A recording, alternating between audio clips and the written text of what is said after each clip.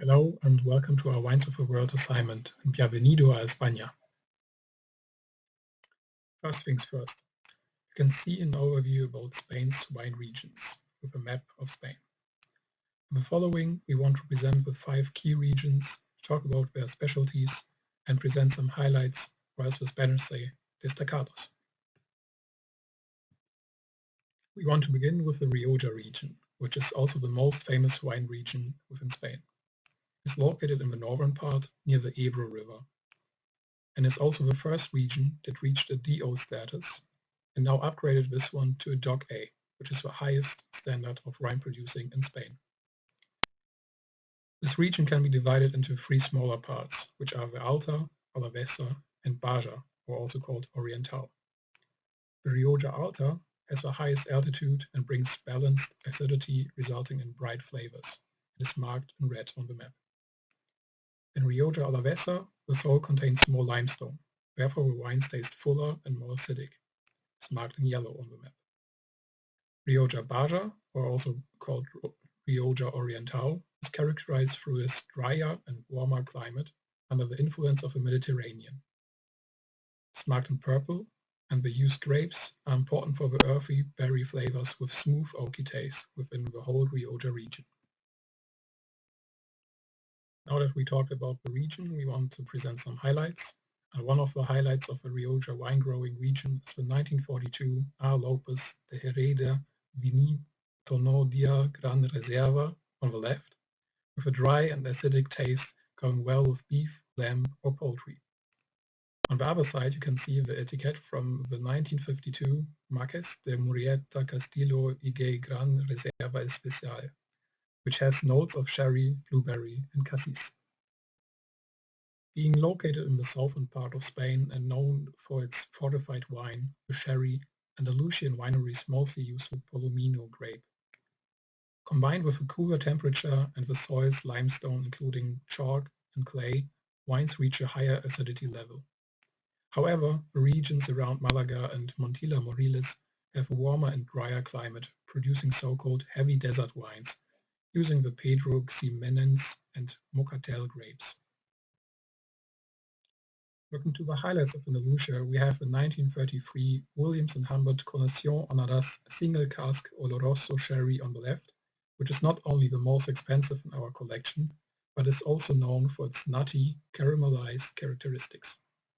On the right you can notice the NV Barbadillo Reliquia Amontillado Sherry.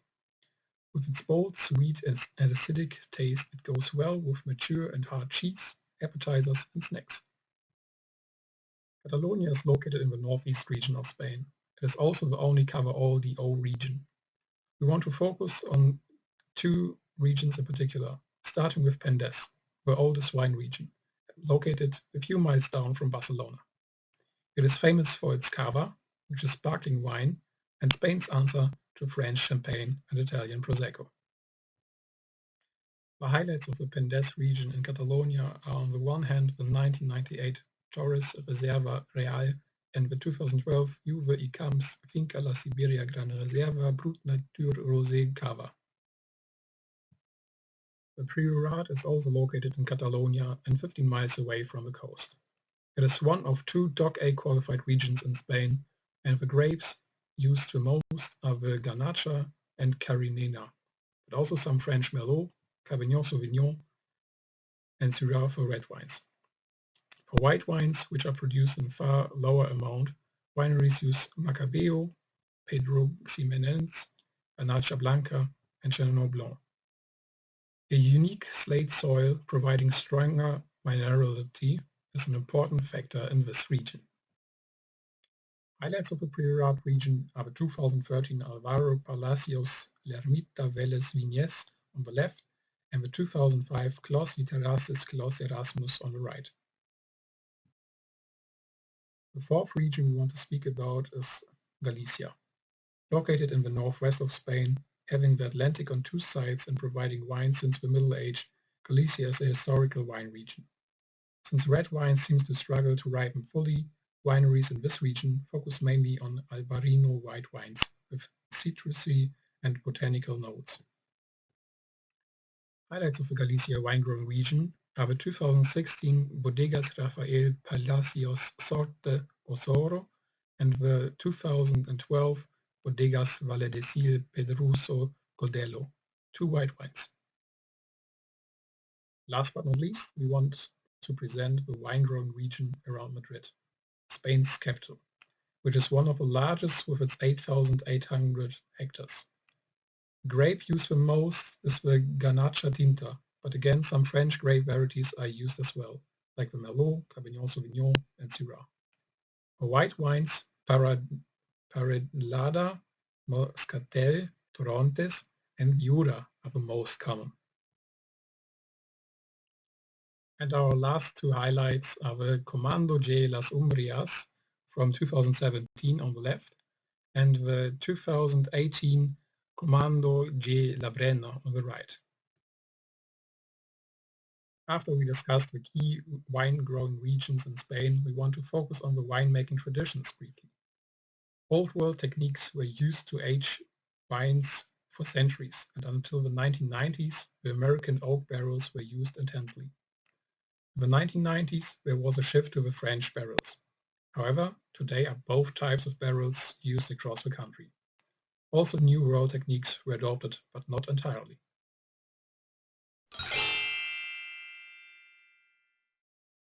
Viticulture practices.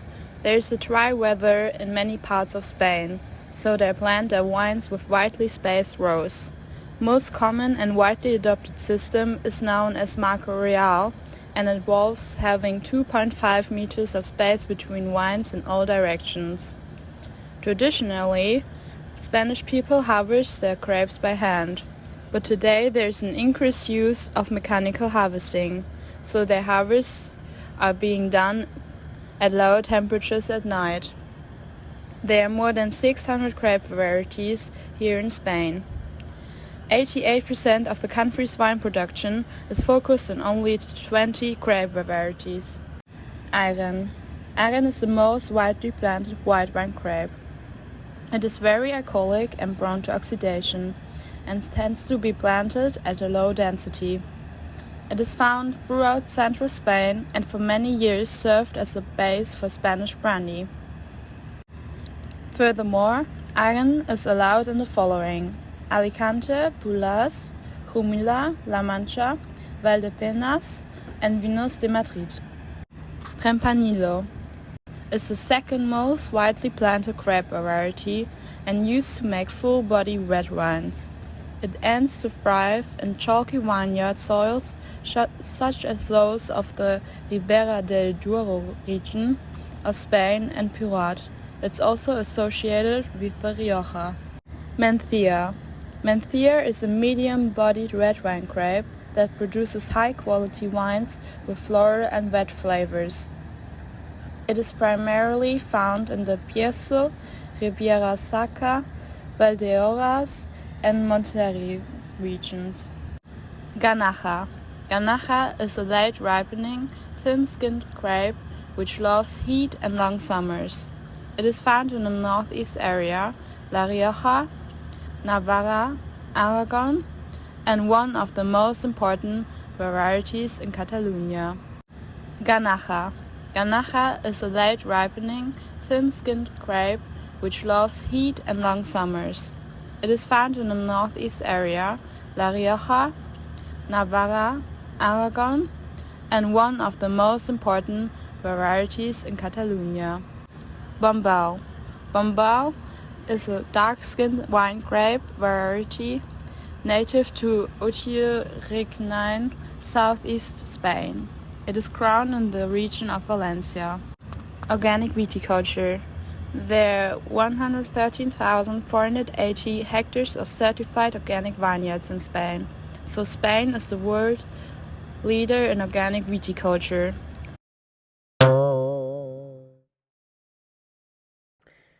Alright, so I will be talking about the Spanish wine law.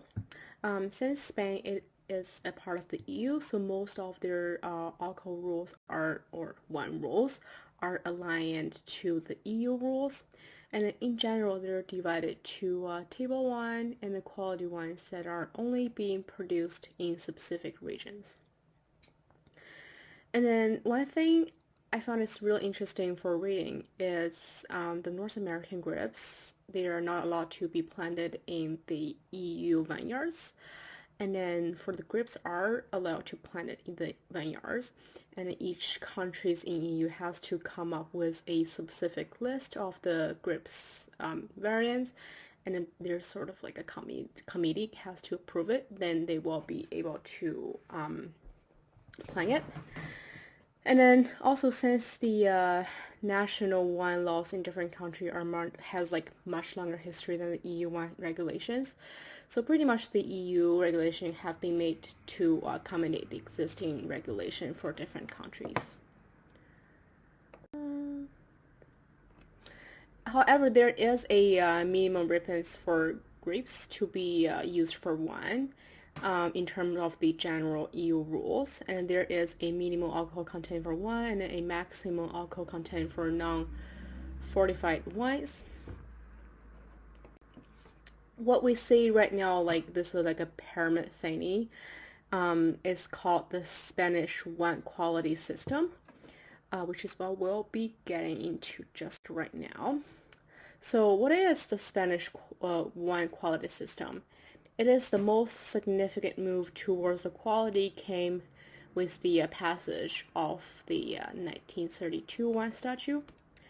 And then this law are officially created the denomination of origin system, which is called DO system. And then currently there are 19 DOs are officially awarded, and then each of them are allowed to create their own regulations. And then so this law remained in effect until it was replaced by the statute on vineyard, wine and alcohol regulation in 1970, which is pretty much like a national law for production zone, defined production method, and it created a national system. And in 1988, a raw DC established the criteria for the creation of superior quality level, which would rank above the DOs, and then it is called qualified denomination of origin, which is short version is DOCA. The purpose of this rule is to better align Spanish agriculture system with the EU system, and then for the Spanish government itself in 1996, they unveiled its own multi-tiered and sub-classification system. And then finally, the wine statute was again updated in 2003, and then in this revision, both the single state, which is called VP, and then the quality wine of geographic indication, VC, were created. And right now we will be getting into more technical terms of the system of the Spanish wine quality system. What is called VP is pretty much wines are produced under the single estate category must be down. So it's under the like distinctive condition representative of the area and must be produced and bottled wholly within this estate. There are currently 19 VPs in Spain. And then DOCA, for this category is represent the highest level of the wine application in Spain. And then the region must have had like DO status for a minimum of 10 years. And then the wines they're producing and must be produced and bottled within the region. And the wines must cost at least double that of the national average of DO wines. Moving on, we have DO. For this category, it compares the largest portion of Spanish quality pyramid. Is pretty much a number of quality standards must be met for an application to gain DO status, including the use of authorized grape variants, production levels, winemaking method, and again aging remain. Zones of production needs to have been recognized for their quality of minimum 5 years, and then there are currently 68 DOs in Spain. So next we have VCs. This category is basically somewhat of like a stepping stone of the DO status. And then one application in this category are typically in lumpo between the VPs categories, and then a region must spend a minimum 5 years as a VC period to applying for DO status, and then 7 applications currently hold VC status in Spain. And also we have VT in this category. This is like the only label under the European Union's protected geographic indication category. Once in this classification poses identifiable local characteristics, but have more relaxed viticulture and viniculture standards than those DO and then DOCA applications. And due to the greater flexibility within this category, many winemakers in high quality regions have adopted a label and some of their wines as VP. There are currently 72 VTs in Spain. And last but not least, we have Vino. Correct me if I said it wrong. And it represents wines produced without any specific indications. Wines labeled as such are only authorized to mention country of origin, grape variety, and harvest year on the label. Moving on next, and then you might be surprised or you may not, in Spain, the wine market size in 2021 was 10.7 billion. And the market expected to grow of more than 7% during the forecast period, which will be 2021 to 2026. And then I think that is it. This will be our last part of the presentation. Speaking of the Spanish wine culture, I think is definitely really different. So obviously wine and drinking is like a part of the Spanish culture. And then drinking wine in Spain is all about like slow down and enjoy. Also Spain has like a really unique food culture, which is just like literally simply sit down at the table and spending some time with your family, friends, and then interestingly during this time, and nobody gets up to clean the dishes or rush to their next appointment.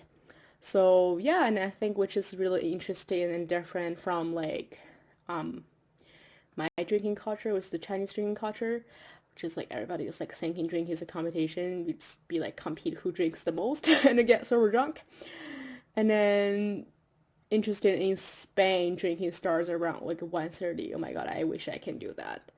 Again, it's all about like slowing down while like eating some appetizers and enjoy company of our friends and the family and just hang out with them, have a good time, and then not stress out about work or other stuff. And that is the end of our presentation. Thank you so much for watching.